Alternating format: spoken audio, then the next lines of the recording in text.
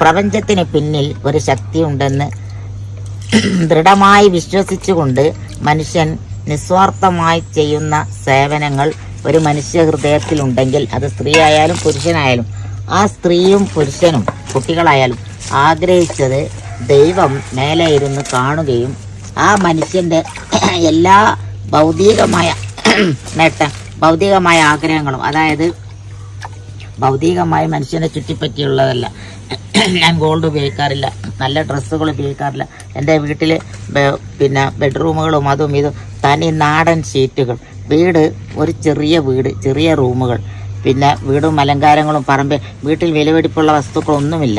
അങ്ങനെ എന്നും എത്രയോ അവാർഡുകളും എത്രയോ അംഗീകാരങ്ങളും എത്രയോ കാശ് അവാർഡുകളായും കിട്ടിയിട്ടും അങ്ങനെ ജീവിക്കുന്ന ഒരു ഭൗതിക ലോകത്ത് കണ്ണു നടാതെ തന്നെ എന്ന് എനിക്ക് സമൂഹത്തിന് മുന്നിൽ പറയാനുള്ള തൻ്റെ അഭിമാനത്തോടു കൂടി നിൽക്കുകയല്ല. എന്നിരുന്നാൽ പോലും എനിക്ക് 100% എൻ്റെ പിന്നിലേക്ക് തിരിഞ്ഞു നോക്കിയാൽ ഭൗതികമായ നേട്ടങ്ങൾക്ക് വേണ്ടി ഞാൻ ഒരിക്കലും ജീവിച്ചിട്ടില്ലാത്തത് കൊണ്ട് മാത്രമാണ് എൻ്റെ ഭൗതിക തലത്തിലുള്ള പ്രവർത്തനങ്ങൾ, സാക്ഷരതാ പ്രവർത്തനവും കുടിൽ വ്യവസായവും മഹിളാ സമാജവും ലൈബ്രറി ആയാലും കുട്ടികൾക്കായുള്ള ട്യൂഷനുകളായാലും വികലാംഗർക്ക് വേണ്ടിയുള്ള സ്കൂളുകളായാലും കുൺകൃഷി, തയ്യൽ, എംബ്രോയിഡറി, സ്ക്രീൻ പ്രിന്റിങ്, 60 അയൽക്കൂട്ടങ്ങൾ, അവിടെ ഉണ്ണിയപ്പം ഉണ്ടാക്കി വിൽപ്പന നടത്തും, മെഡിസിൻ കവർ ഉണ്ടാക്കും, അതേപോലെ മുത്ത്, വയറ്, ചകിരി, ചേട്ട, ചേരി, പിന്നെ തയ്യൽ കഴിഞ്ഞ് ഉപയോഗിക്കുന്ന ഉപയോഗശൂന്യമായ ശീലകൾ, എക്സ്റേ സ്കാൻ എടുത്ത്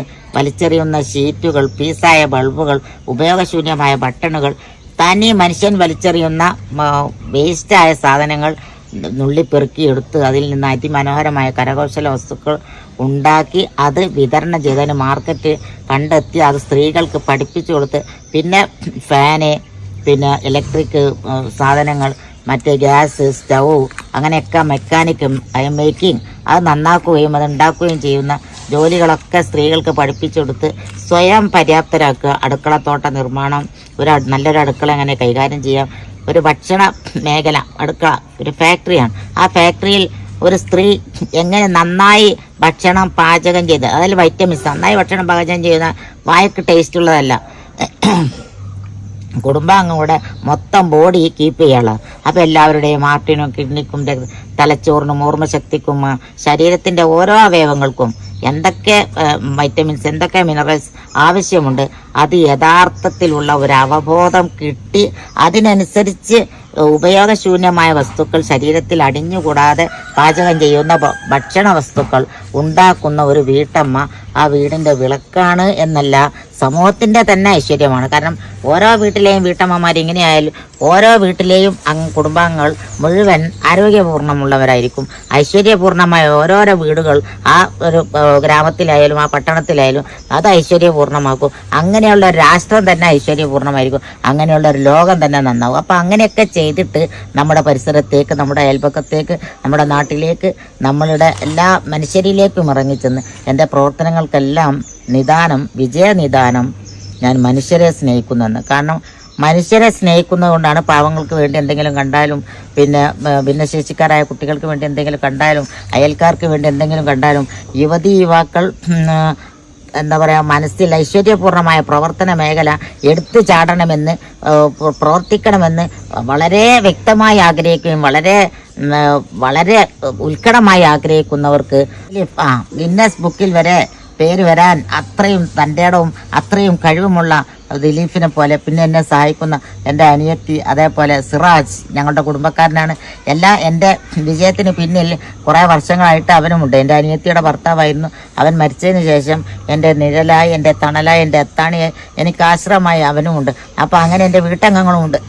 എല്ലാവരും കൂടി ഒത്തുചേർന്ന് എല്ലാവരുടെയും സഹകരണത്തോടു കൂടി ഞാൻ എൻ്റെ വീട്ടിൽ തീരെ സുഖമില്ലായിരുന്നു. 3 വർഷങ്ങൾക്ക് ശേഷം തീരെ സുഖമില്ലാതെ പത്മശ്രീ കിട്ടിയതിന് ശേഷം അവാർഡുകൾ വാങ്ങാനിരുന്ന് പർദ്ദയും മഫ്തയും വിട്ട് ഇരുന്ന് നട്ടെല്ല് മുഴുവൻ നീരിറങ്ങി 3 വർഷത്തെ കിടത്തത്തിന് ശേഷം ഒരുപാട് ചികിത്സകൾ കഴിഞ്ഞ് ചെറിയൊരു ആശ്വാസം കിട്ടിയപ്പോഴേക്ക്, അൽമാസ് ഹോസ്പിറ്റലിൽ നിന്ന് ചെറിയൊരു ആശ്വാസം കിട്ടിയപ്പോഴേക്ക് 3 മാസമായി റെസ്റ്റ് ഇല്ലാതെ രാവിലെ 6 മണിക്ക് ഇറങ്ങി രാത്രി 9 മണി 10 മണി വരെ ആവും റൂമിലേക്ക് കയറി ചെന്ന് റെസ്റ്റ് എടുത്ത് അങ്ങനെ ജീവിച്ച് വീട് പ്രവർത്തനക്ഷമതയുള്ളതാക്കി മാറ്റിയിരിക്കുന്നു ഇന്ന്.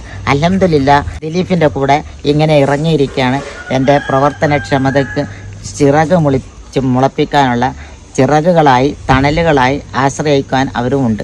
അപ്പോൾ അങ്ങനെയുള്ള ഒരു പ്രവർത്തന ലോകത്തേക്ക് വീണ്ടും വീണ്ടും പറന്നുയർന്ന് എത്രയെല്ലാം ക്ലീനിങ് ചെയ്യാൻ കഴിയും അത്രത്തോളം പരിസരവും മറ്റു സ്ഥലങ്ങളും ക്ലീനിങ് ചെയ്യുകയും ഒപ്പം എൻ്റെ വീട്ടിൽ എനിക്ക് വലിയൊരു, ഞാൻ തുറന്നെല്ലാം പറയുന്നില്ല, എന്നാൽ പോലും എൻ്റെ വീട്ടിൽ ഞാനൊരു അഭയ ഒരു ഗ്രൂപ്പിനെ കൊണ്ട് നടക്കുന്ന ഒരു കുടുംബനാഥ കൂടിയാണ്. അവരെല്ലാം സംരക്ഷിച്ചുകൊണ്ട് തന്നെ രോഗികളുണ്ട്, വിധവകളുണ്ട്, എത്തിയും കുട്ടികളുണ്ട്, ഉമ്മയില്ലാത്തവരുണ്ട്, വാപ്പയില്ലാത്തവരുണ്ട്, എല്ലാവരുമുണ്ട്. അങ്ങനെയൊക്കെയുള്ള അത്താണി ഇല്ലാത്ത വലിയൊരു കുടുംബം, എത്രയോ അംഗങ്ങളുള്ള വലിയൊരു കുടുംബത്തെ പോറ്റിക്കൊണ്ടാണ് എൻ്റെ ജൈത്രയാത്ര പ്രവർത്തന ലോകത്തേക്കും.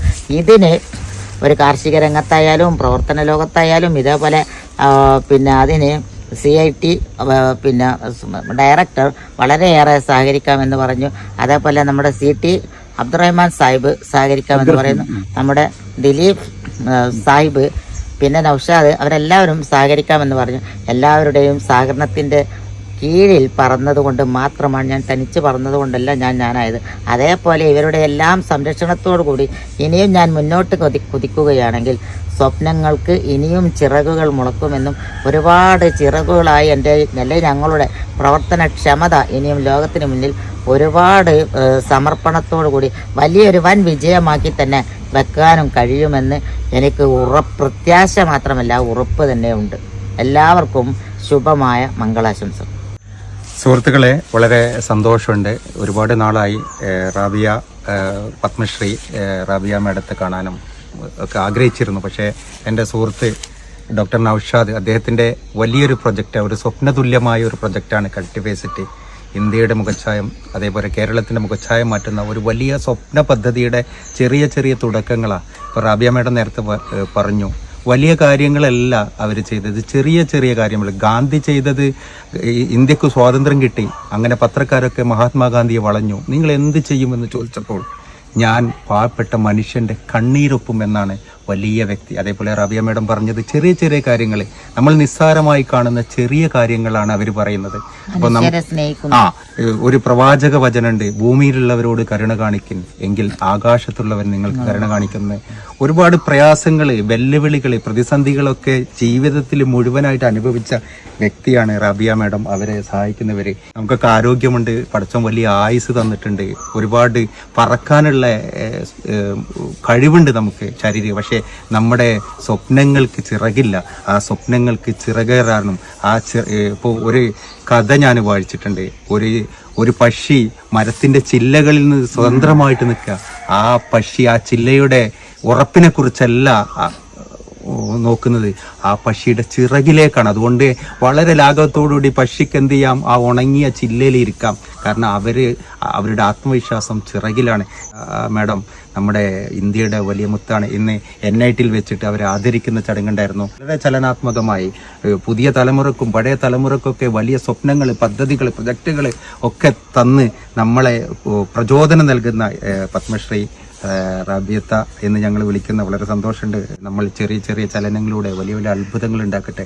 ഇന്ന് ലോകം ചർച്ച ചെയ്യപ്പെടുന്ന ചെറിയ കാര്യങ്ങളാണ്. കാരണം നിങ്ങൾക്കറിയാം, ന്യൂക്ലിയർ ഫ്യൂഷനും ന്യൂക്ലിയർ ഫിഷനും, അല്ലെങ്കിൽ ആറ്റം ബോംബ്, അല്ലെ അണു, ആറ്റം എന്ന് പറയും. ഈ ആറ്റം നമുക്ക് കണ്ണുകൊണ്ട് കാണാൻ കഴിയില്ല. നഗ്നനേത്രങ്ങൾക്ക് കൊണ്ട് കാണാത്ത ഈ ചെറിയ കാര്യത്തെയാണ് ലോകം പേടിക്കുന്നത്. അമേരിക്ക, ഇസ്രായേലിൻ്റെ ഒക്കെ അതിഭീമമായ ആറ്റം ബോംബ് പൊട്ടിക്കുമോ ഒക്കെ ലോകം ചർച്ച ചെയ്യപ്പെടുന്നത്. അപ്പോൾ ഞാൻ പറയുന്നില്ലേ, കണ്ണുകൊണ്ട് കാണാൻ കഴിയാത്ത ഈ ചെറിയ കാര്യങ്ങളാണ് ലോകം വലിയ കാര്യങ്ങളായത്. അതുകൊണ്ട് ഈ ചെറിയ തുടക്കങ്ങൾ വലിയ തുടക്കങ്ങളായി മാറട്ടെ എന്ന് ആശംസിക്കുന്നു.